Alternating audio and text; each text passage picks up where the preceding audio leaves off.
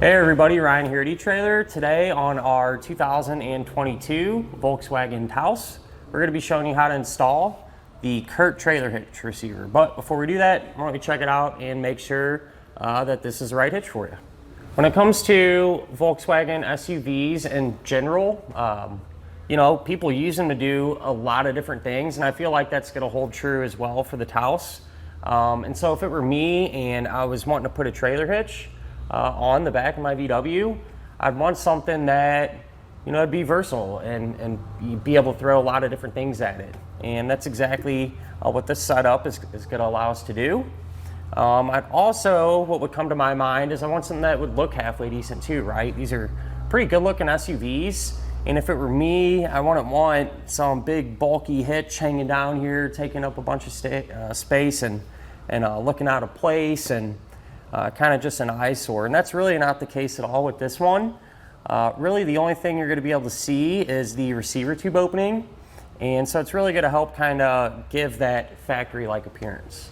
With this being a class 3 hitch, it is going to have that 2-inch by 2-inch receiver tube opening. And that is a really common size. Ton of different things will work with it.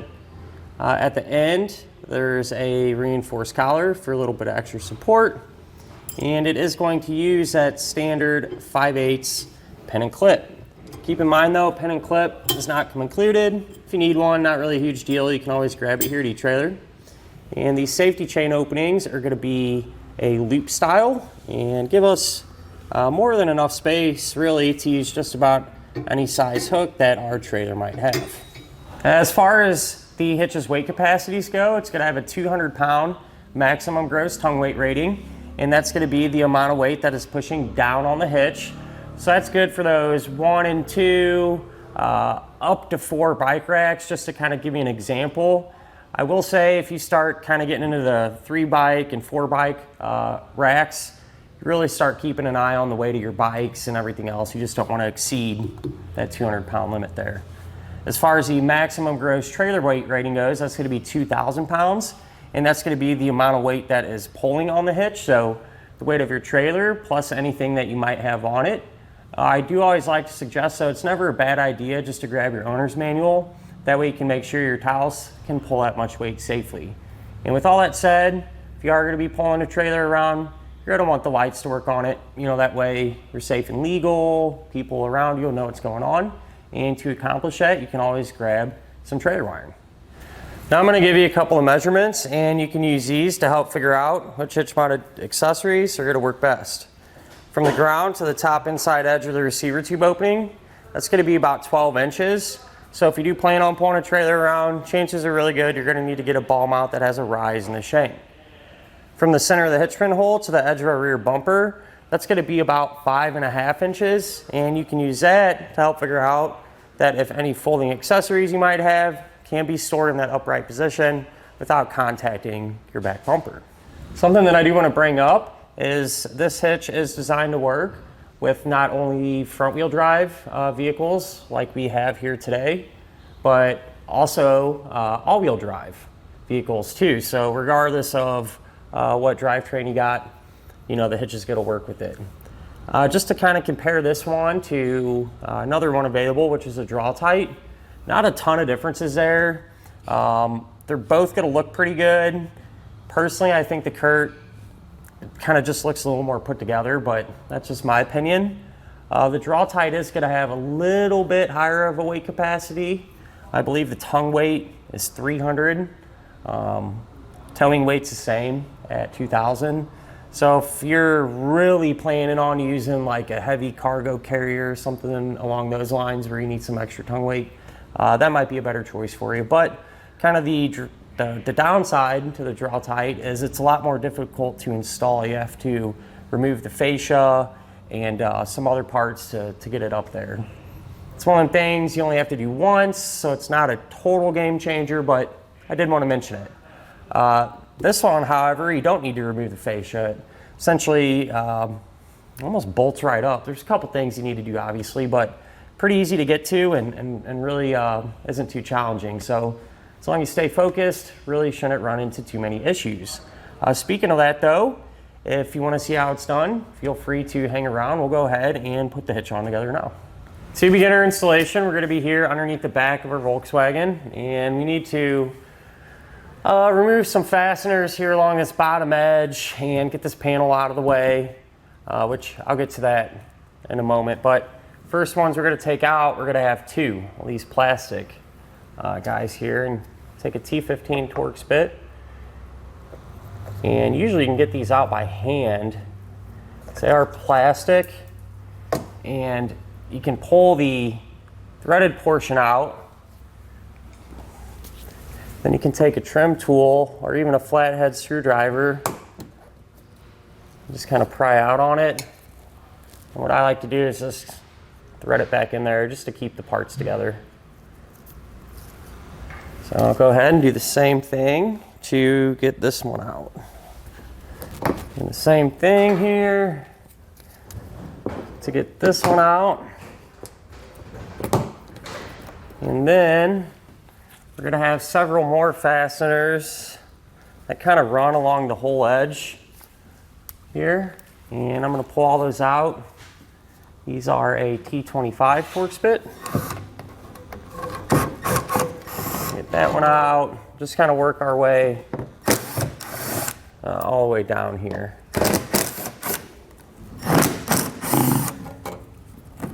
At this point, what we can do is get this panel down. Now, I have done the 22 Volkswagen Taos prior to this, and that one did not have this panel, and the exhaust was set up a little bit differently. So depending on your submodel, you may or may not have this. That's okay though. We'll kind of roll with it here. We'll get this done, but we are going to have to remove this panel, and I believe the only thing holding it in place still is 3 fasteners along this back edge. So one in the corner, one here, and one over here. So here's the fastener that I mentioned. It's just a 10mm head nut. So we'll just back that off. It may or may not come off the panel completely. These are just plastic. Yeah, it looks like it's just gonna stay attached, but that's okay. Next one will be right here. Same deal. And finally, this one over here in the corner. So with that one loose, it feels like we should be able to kind of work our panel down and get it out of the way for now. What we can do now, if we look at the bottom of our frame rail, these are going to be our attachment points, and there's all this thick undercoating on there, and I'm afraid if it's unlevel, it's going to affect our hitch. So I'm going to scrape this off until we get to a flat surface. I'm just going to use a razor to do this. Putty knife or something probably work too. Whatever you got, whatever is easiest on you. So I'll just kind of work this off here until essentially this area is all flat and smooth.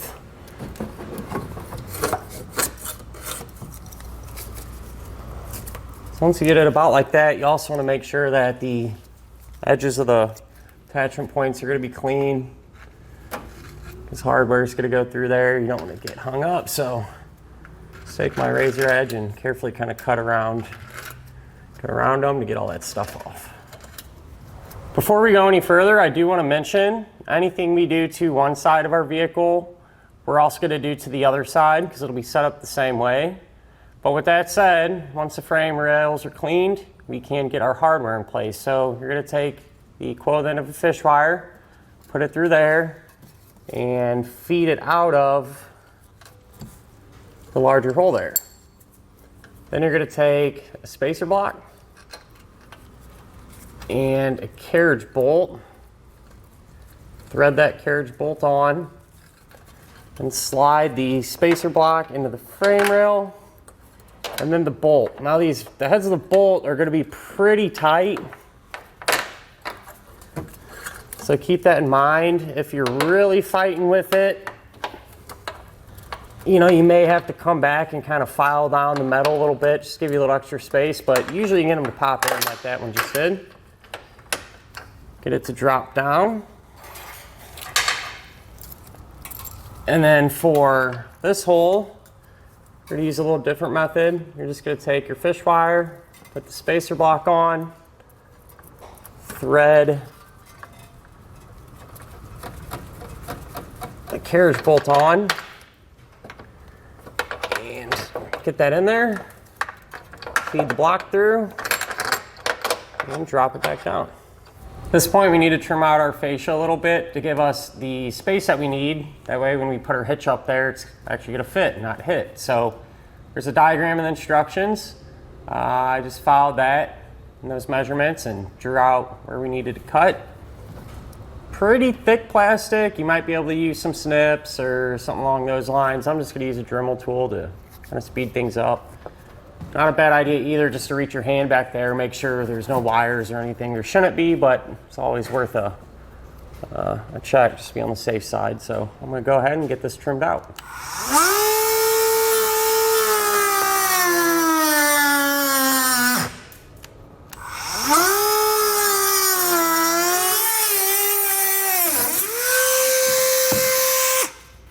And if you wanted to, if you have some of this rough edges or anything, you can always come back with the utility knife and kind of scrape it clean.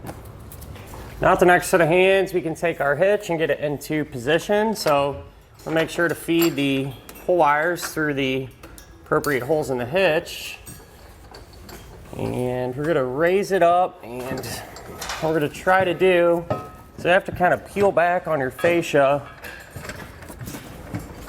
and kind of work the hitch up in through there.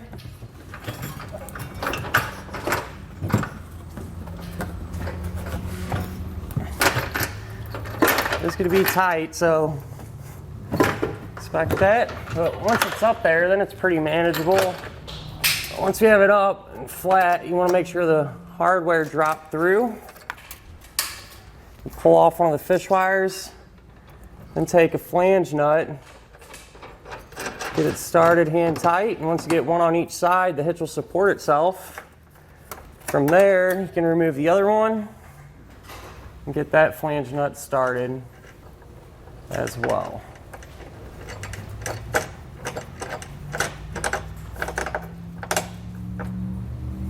Once you have all the hardware in place and hand tight, come back with a 19mm or a 3/4 inch socket and snug everything down.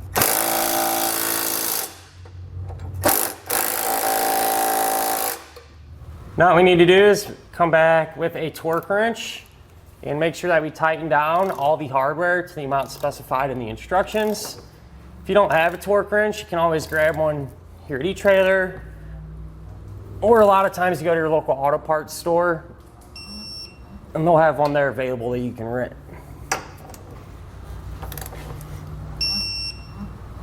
So once the hitch is torqued down, we can start putting everything back together. And I was interested to see how this panel is going to work out.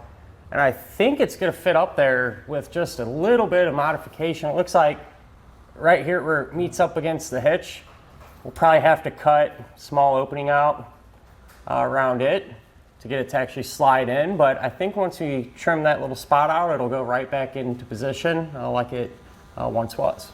So same deal with the panel. You can use snips or Dremel tool, whatever you got. We'll take this out, see if it fits. If it does, great. If not, we can always come back and remove a little more material.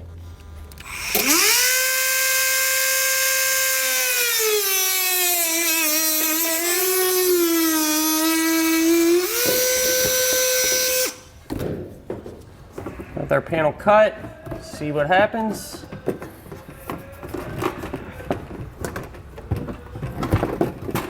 And it actually looks like it's going to fit pretty nicely. Actually, in my case, I took a little bit too much off there. I mean, not a huge deal. If I had to do it again, where this piece is kind of bent here, I'd probably cut it there, but not going to hurt anything.